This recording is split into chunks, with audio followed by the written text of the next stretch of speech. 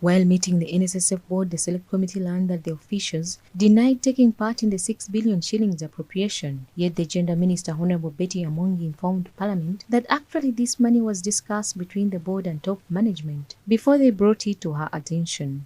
The minister dealing with the management on this matter was irregular.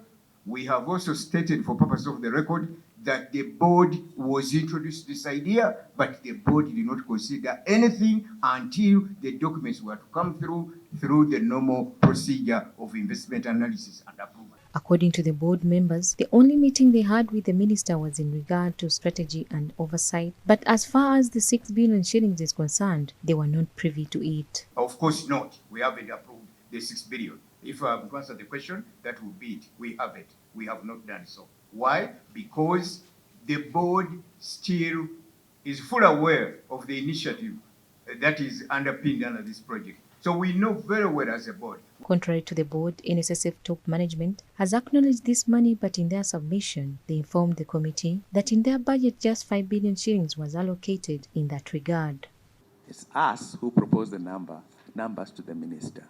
Which That's numbers? why in her approval letter, Which numbers are you referring to? the numbers were now for the 4 initiatives she had proposed, but they were broad thematic areas.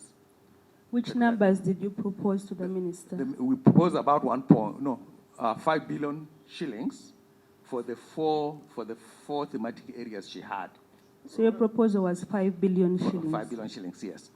In her response, in terms of approving the entire budget, I've approved the budget, but remember the discussions we had. That's why there's a reference to that discussion that had taken place. However, these may take to 6 billion shillings, and that's where it stops. The committee decided to put some management officials on oath, including Mr. Ayota, because they realized many conflicting submissions. I, Stephen Mwanje, swear in the name of the Almighty God that the evidence I shall give touching the matter before the Select Committee on the state of affairs in the National Social Security Fund shall be the truth, the whole truth, and nothing but the truth. So help me God. I, Patrick M. Ayota, swear in the name of the Almighty God that the evidence I shall give touching the matter before the Select Committee on the state of affairs in the National Social Security Fund shall be the truth, the whole truth, and nothing but the truth. So help me God. After the oath, they came clean and told the committee that actually it was irregular for the Minister of Gender to suggest the 6 billion shillings for the compliance and coverage item because it was not in her. I can only say because for us, and exactly what we did is what Mr. Ayota has explained. Whereas this letter came through, whereas it was irregular, we recognized it.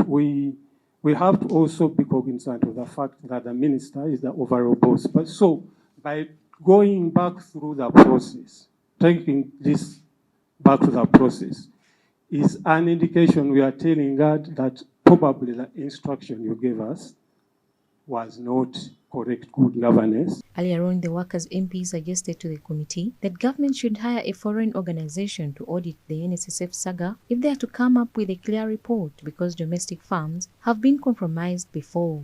The committee is, however, said to meet the former managing director, Mr. Richard Berugaba, who is already sidelined, to give his side of the story. Samlanifa, Smart 24 TV, Business Today.